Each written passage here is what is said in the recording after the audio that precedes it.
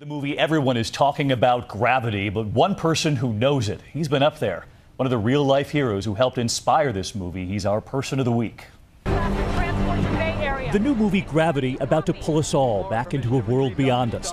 That hope of breaking through boundaries and the fear of what's possible too. Sandra Bullock playing an astronaut attached to that arm that comes loose from the shuttle. Her fellow astronaut played by George Clooney. And what follows is a harrowing fictional tale, but what so many real-life astronauts have prepared for. Need to detach. Including this team, May 2009, the shuttle Atlantis headed to repair the Hubble telescope, the same telescope they traveled to in the movie. In real life, one of the astronauts, Michael Massimino. Good to see you, Mass. Thanks, David. He saw the movie and saw himself in it. Even my tools. We had a one-of-a-kind cutter tool that we had to cut a wire inside one of the instruments, and it's floating behind Sandra Bullock's head. You know, I said, there's my wire cutter. Mike went on 4 spacewalks of his own, spending more than 30 hours out there on a ledge.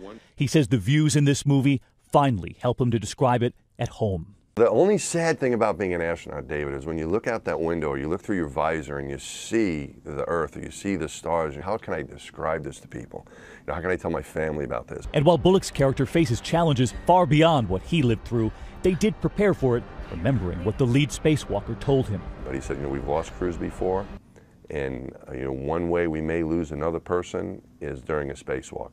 It's dangerous business. Watching each other's spacesuits. We're going to make sure when we button each other up, everything is sealed, everybody's coming home.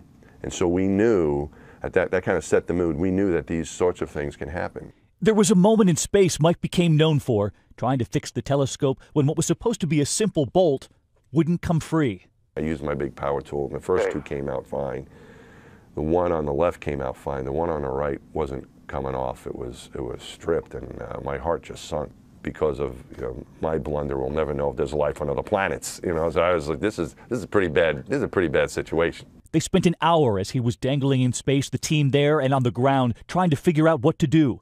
Finally telling him to grab the handrail on the telescope and pull the whole piece off. A good tug, then they just gave one good tug and just ripped the thing off. His crisis averted. Tonight, as this new fictional crisis plays out, Mike remembering the beauty of looking down on his family at night. You've got kids, right? I do, yes. You can tell they left the lights on. If you were in heaven, this is what heaven must look like. I could not imagine anything more beautiful than our planet. And so we choose Michael Massimino, showing up in that flight suit and making us all feel a little underdressed here.